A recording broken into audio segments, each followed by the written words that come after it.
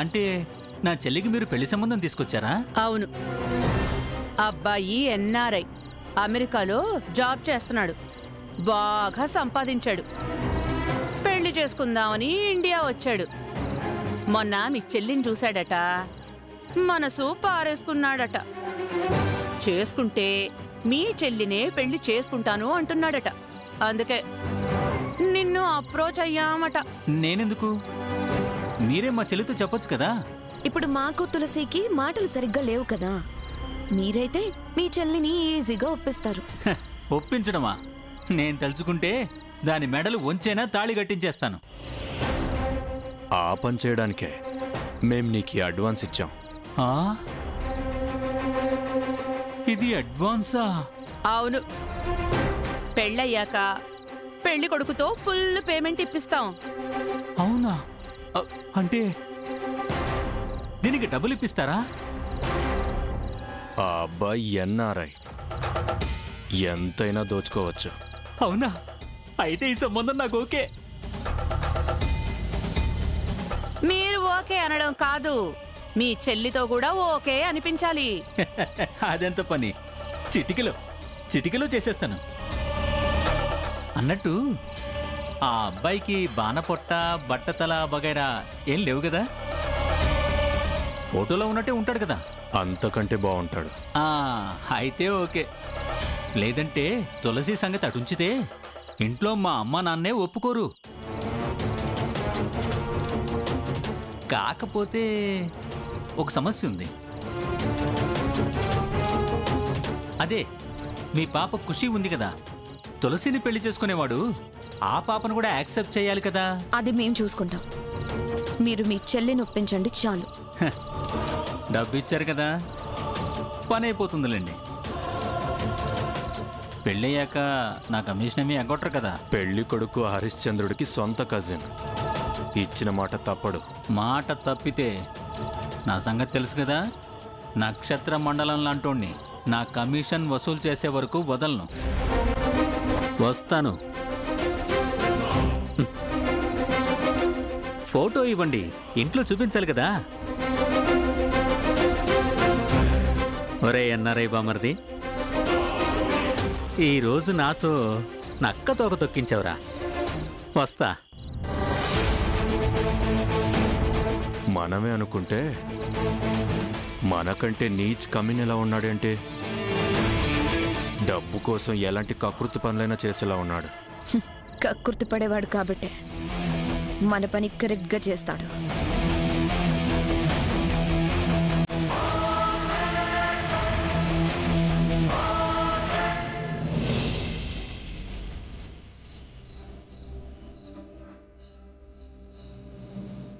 నా కూతురికి మంచి సంబంధం వచ్చే వరకు ఈ క్షణం నుంచి పచ్చి గంగ కూడా ముట్టుకోకుండా కట్టిన ఉపవాసం ఉంటాను. నా కూతురికి పెళ్లి చేస్తావో లేక నా ప్రాణాలు తీసుకుంటావో నీ ఇష్టం.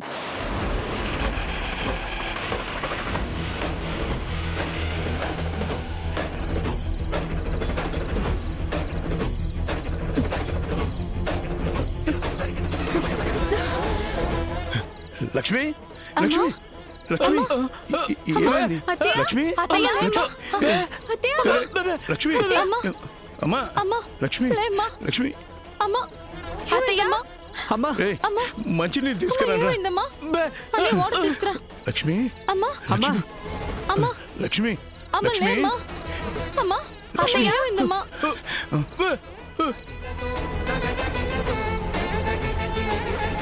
రే వెంటనే డాక్టర్ ఫోన్ చెయ్యి. అలాగే నాన్న.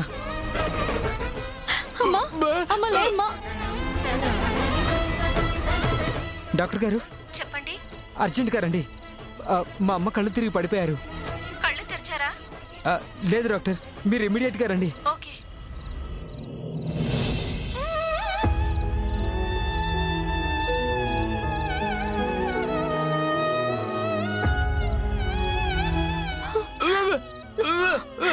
డాక్టర్ చూడండి.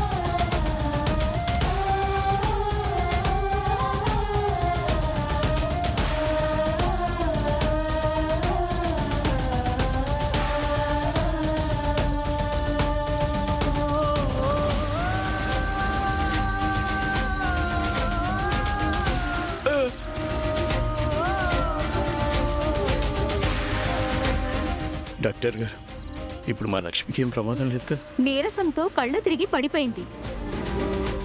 ఏమ్మా సరిగా ఫుడ్ తీసుకోవడం లేదా? అసలు ఫుడ్డే తీసుకోవట్లేదు. ఎందుకని? ఈవిడ గారి పెళ్లి కోసమని అత్తయ్య గారు ఉపవాస దీక్ష చేస్తున్నారు. నోనో, మీరసలే స్ట్రెస్ లో ఉన్నారు. ఇలాంటప్పుడు ఫాస్టింగ్ అవి మంచిది కాదు. అలా చెప్పండి డాక్టర్. మేమెంత చెప్పినా మా అమ్మ వినట్లేదు. అయినా దీక్షలు ఉపవాసాలు చేస్తే పెళ్ళిళ్ళు అవుతాయేంటి? సంబంధాలు చూస్తే అవుతాయి. మెల్లిగా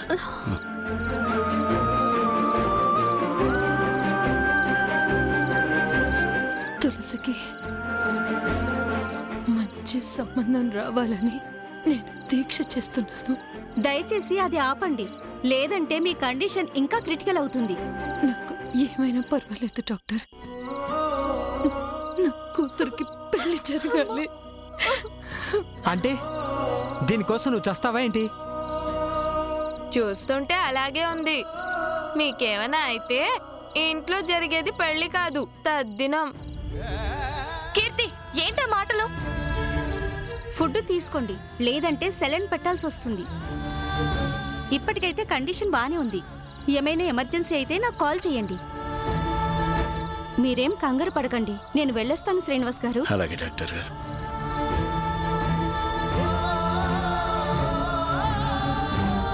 దీనికున్న దోషం కారణంగా ఆల్రెడీ ఇద్దరు పోయారు, ఇంకొకరు పోవాలా? రేయ్ లేకపోతే ఏంటన్నా?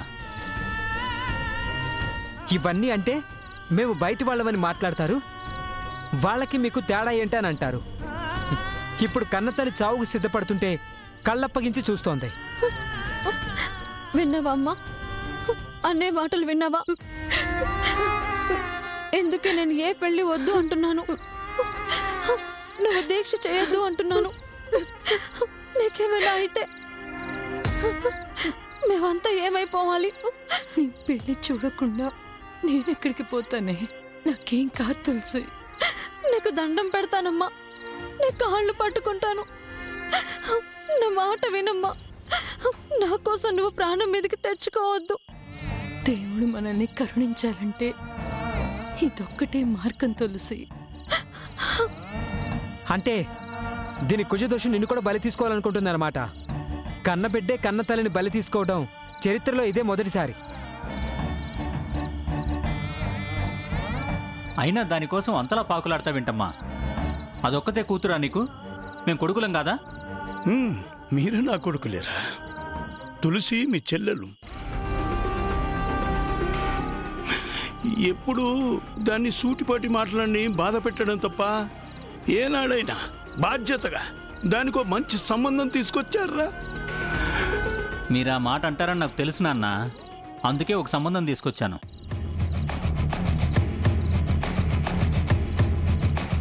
మీకు ఇంత మంచి బుద్ధి ఎప్పుడొచ్చిందండి? డబ్బులు తీసుకున్న పేరే తీసుకొచ్చిన సంబంధమే వీళ్ళు వద్దంటున్నారు. నువ్వు ఫ్రీగా తీసుకొచ్చిన సంబంధం వీళ్ళు ఓకే చేస్తారేంటి అన్నయ్య? దీనికి పెళ్లి కావట్లేదని అమ్మ బాధపడుతుంది కదా, అది చూడలేకే 4 చోట్ల మాట్లాడి 10 మందిని విచారించి ఓ సంబంధం తీసుకొచ్చాను. ఇదిగో పెళ్లి కొడుకు ఫోటో. ఇదిగో అమ్మా చూడు. మీలా ఎవరిని పడితే వాళ్ళని తీసుకురాలేదు. అటు 10 తరాలు ఇటు 7 తరాలు ఎంక్వైరీ చేశాను. పొట్ట వయసు ఏమీ లేవని కన్ఫర్మ్ చేసుకున్నాను. ఇంకా మీరు అడిగిన ఈడు జోడు కూడా ఉంది.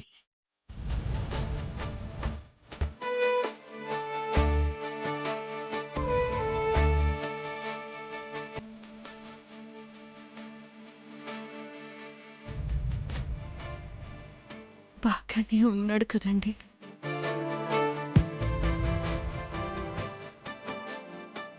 దీనికి కూడా వంకలు పెట్టకండి. వంకలు పెడితే మాత్రం నేనేం చేయలేను. మళ్ళీ చెల్లికి సంబంధం చూడలేదని నా మీద పడి ఆడవకండి. రే అదేం లేదురా, అబ్బాయి బాగున్నాడు. అమ్మా తులసి ఒకసారి చూడమ్మా. చూసి నీ అభిప్రాయం చెప్తే ఆ అబ్బాయి వాళ్ళని పిలిపిద్దాం. నీకు ఓకే అయితే నాకు ఓకే నాన్న. ఇందులో ఎటువంటి ఇబ్బంది లేదు తల్లి.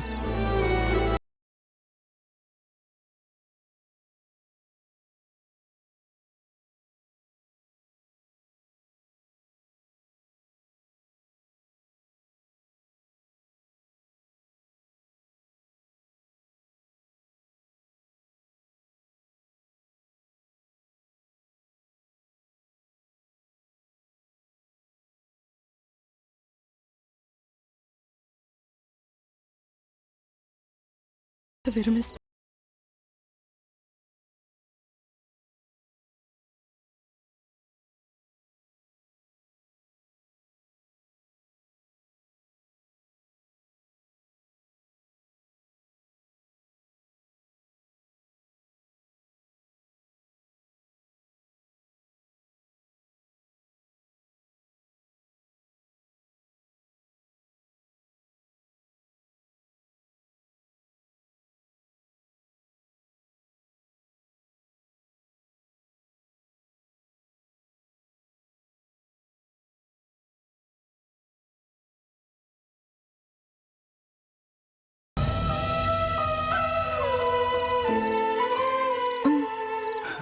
ఇటు ఇది తాగమ్మా. తాగమ్మా.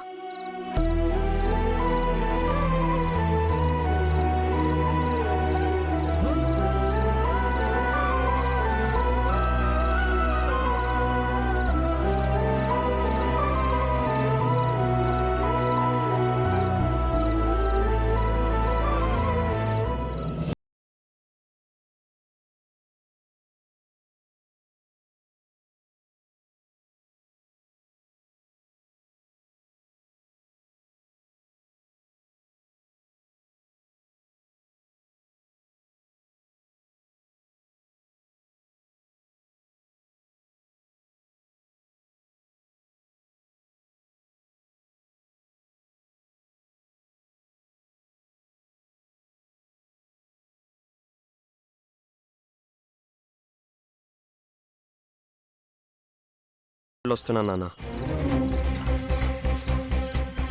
పార్టీ ఆఫీస్ అంట, పార్టీ ఆఫీసు.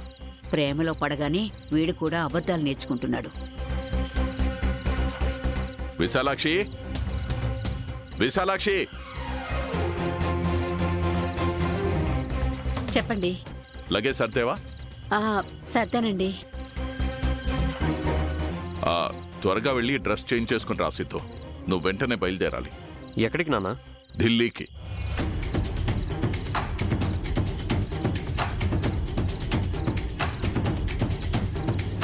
మేయర్ సీట్ నీకే కన్ఫర్మ్ చేస్తామని అధిష్టానం చెప్పిందిరా. ఆ విషయం గురించి నువ్వు అక్కడికి వెళ్ళాలి.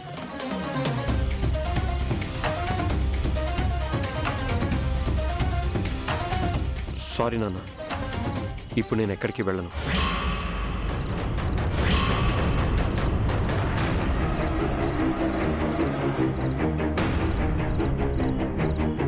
సిద్ధు, ఏంట్రా ఏంట్రా అలా అంటున్నావు? పైవాళ్ళు పిలిచినప్పుడు వెళ్ళనంటే ఎలా? నాకు పనుంది బామ్మ.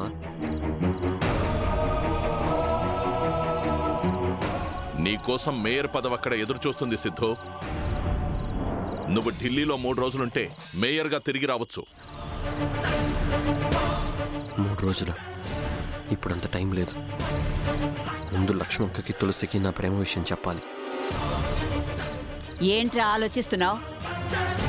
మీ నాన్న చెప్పినట్టు చెయ్యి. ఢిల్లీకి వెళ్ళు. 2 రోజుల తర్వాత వెళ్తాను బామ్మ. ఏమైంది సిద్ధు నీకు? ఢిల్లీలో 2 రోజులుండి పని చక్క పెట్టుకుని పదవితో తిరిగి రారా అంటే 2 రోజుల తర్వాత వెళ్తానంటావేంటి? అప్పటి వరకు మేయర్ పదవి నీకోసం ఎదురు చూస్తుంటుంది అనుకుంటున్నావా? ఎక్కడికి పోదు నాన్న, నేను చూసుకుంటా కదా. ఏం చూసుకుంటావురా? ఏం చూసుకుంటావురా నువ్వు? ఆ సీటు కోసం ఎంతమంది పడిగాపులు కాస్తున్నారో తెలుసా? వాళ్ళందరినీ కాదని అధిష్టానం మనకు అపాయింట్మెంట్ ఇచ్చింది. ఇప్పుడు నువ్వు వెళ్ళకపోతే next time ward member seat కూడా ఇవ్వరు నీకో. నాన్న, ఒక్క 2 రోజులకి ఏం కాదు నాన్న. అధిష్టానం మనసు మారడానికి ఒక్క క్షణం చాలరా. ఒక్క ఓటుతో ఓడిపోయిన వాళ్ళు ఎంతమంది లేరు? వాడికి ఏదో పనుంది అంటున్నాడు కదండి. అది చూసుకుని వెళ్తానంటున్నాడు కదండి. వదిలేయండి. నువ్వు నోర్మోయ్ విశాలాక్షి.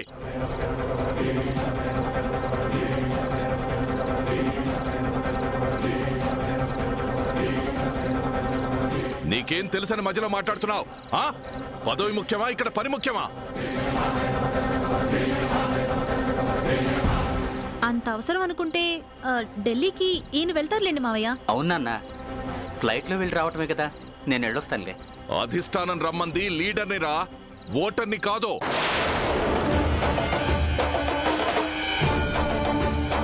అరే సిద్ధు, అసలే నేను ఎమ్మెల్యేగా ఓడిపోయి జనంలో విశ్వాసం, కార్యకర్తల్లో నమ్మకం పోగొట్టుకున్నాను. మనలాంటి రాజకీయ నాయకులకు పదవేరా ప్రాణం. అది లేకుండా మనం బ్రతకలేం. నాన్న, మనం రాజకీయ నాయకుల కంటే ముందు మనుషులు. మనిషిగా చేయాల్సినవి కూడా కొన్ని ఉంటాయి.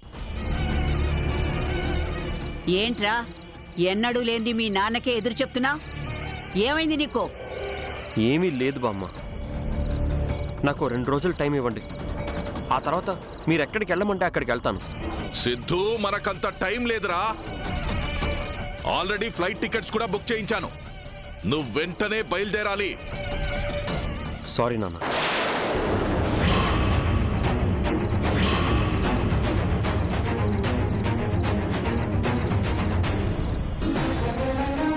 ఈ ఒక్కసారికి నన్ను వదిలేయండి.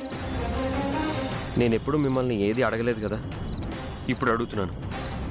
కాదనకండి ప్లీజ్. రేయ్ సిద్ధు, ఒరేయ్ సిద్ధు. రేయ్ నిన్నే, రేయ్ సిద్ధు. ఛ, వీడిలా తయారయ్యాడంటమ్మా. ఇప్పుడు ఏం చేయాలమ్మా? ఇక చేసేదేమీ లేదురా. వెంటనే ఆ కనిష్కతో నిశ్చితార్థం చేయి. వాడే దారిలోకొస్తాడు.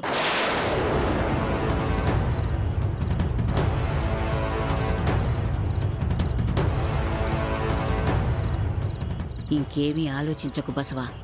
ఆ దరిద్రపు కొట్టు పిల్లని చేసుకుంటే సిద్ధు జీవితం, నీ రాజకీయ భవిష్యత్తు రెండూ నాశనమవుతాయి. కనిష్కని కోడలిగా చేసుకుంటే నువ్వు కోరుకున్నది జరుగుతుంది. ఆలోచించు. కరెక్ట్ అమ్మా. ఇప్పుడే కనిష్కకు ఫోన్ చేసి మాట్లాడతాను. చెయ్యి.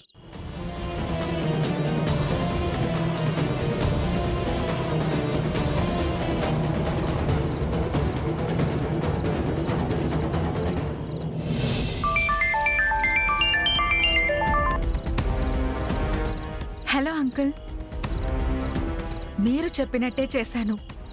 ఇక జన్మలో ఆ తులసి వాళ్ళమ్మ మన సిద్ధు జోలికి రారు.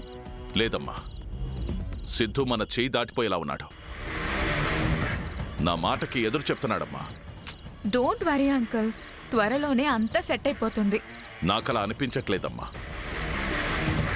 సరే, మీ డాడీకి చెప్పు, రేపే మీ ఎంగేజ్మెంట్ అని. వాట్? రేపే ఎంగేజ్మెంటా? అవును తల్లి. లేట్ చేస్తే నీకు సిద్ధు దక్కడు, అందుకని. Okay uncle, thank you so much. రేపు మా ఎంగేజ్మెంట్ అంటే నాకు చాలా ఎక్సైట్మెంట్ గాను హ్యాపీగాను ఉంది అంకుల్. మీ సంతోషమే మా సంతోషం తల్లి. నువ్వెప్పుడు మా ఇంటి కోడలవుతావా అని మేం కూడా వెయిట్ చేస్తున్నాం. షూర్ అంకుల్, తప్పకుండా. సరేనమ్మా, డాడీకి ఇన్ఫార్మ్ చేయమ్మా. డాడీ ఇంట్లో లేరు అంకుల్, బయటికి వెళ్ళారు. రాగానే చెప్పేస్తాను. ఉంటానమ్మా. సరే. yes yes yes.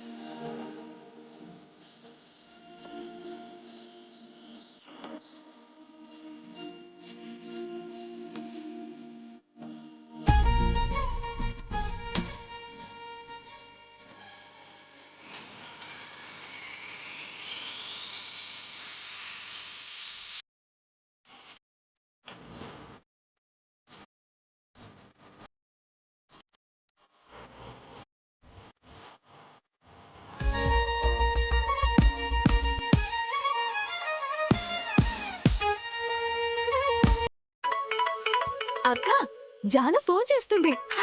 Speaker on చెయ్. ఏంటి జాను విశేషాలు? ఏముంటాయి వదినా, ఇంట్లో ఉన్నది మేమిద్దరమేగా.